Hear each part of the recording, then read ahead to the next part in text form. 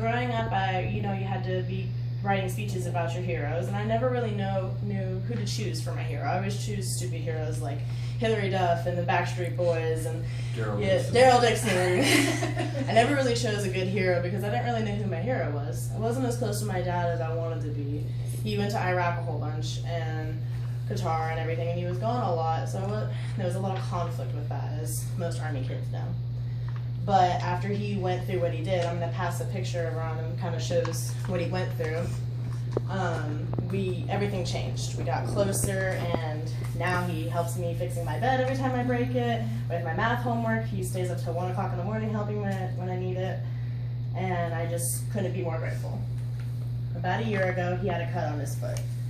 Thought it was no big deal. He kept picking at it as usual, put super glue on it. You know how men are.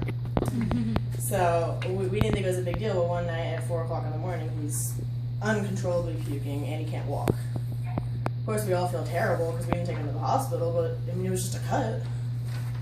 My over 200-pound dad can't walk. There's something wrong. Put him in the car, and the next thing we know, he's in on and off comas. He's having strokes. His lungs shut down, his kidneys quit, and he woke up without a right leg. Even though he didn't know who we were through most of this, I knew he was fighting. You could just feel something in that room, and it tore everyone apart. But in the same sense, it made us all stronger in the end.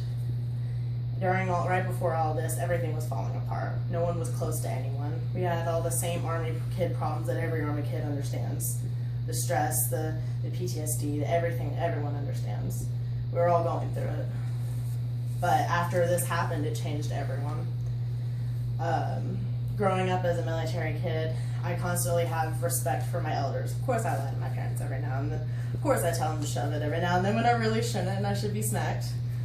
But this changed everything, and I have a whole new respect for my dad. Seeing this speech, I couldn't have thought of anyone else to call my hero other than my dad.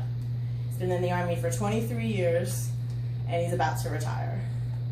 Something about me is that I've always been told that I'm strong, but never really believed it until this happened, because I went about a month and a half without even shedding a tear, being strong for everyone in my family, and when I finally broke down, I feel like a completely and utterly stronger person. My fiance was there for me through a lot of that, and my dad's strength is something that I know I'm blessed to have now.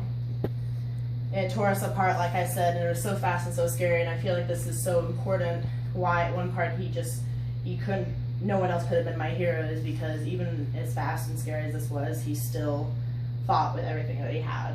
And I think if he can do this, then why can't I be a good manager at McDonald's? Why can't I get an A in this class? Why can't I run this mile? My dad can do all this with one leg. And the picture that I'm sending around, that's him on a bike running. He bikes 6-7 miles maybe. I can't even do that with 2 legs. Like, I don't know how he does it, but without my dad's strength, I don't know if I would have my own. And I feel like that's why he's my hero. Like I said, it's really hard for me to do hero speeches before all this happened, but with no doubt in my mind, my dad is absolutely my hero. Because of him, I know I'm strong. Thank you. Good job. Is there any questions or anything? How is he doing after everything? That picture you're showing, he's going to, that one. This is him going to the Warrior Olympics type thing. I don't know the exact name. Nice. He's right over there. He's okay. Hi. but he's going to some Warrior Olympics that he won in swimming, which is what he did in high school too. Oh, I think he's doing pretty good. He's going to the Army Olympics or whatever. That's cool. I'm probably using the wrong terms. That's okay. Yeah. We know what you're talking about. Yeah. I guess he's doing okay. Good. He's back home. He was in San Antonio for quite a while. He was out of our house for about a year because of all of it. But he's home now. He mows the lawn.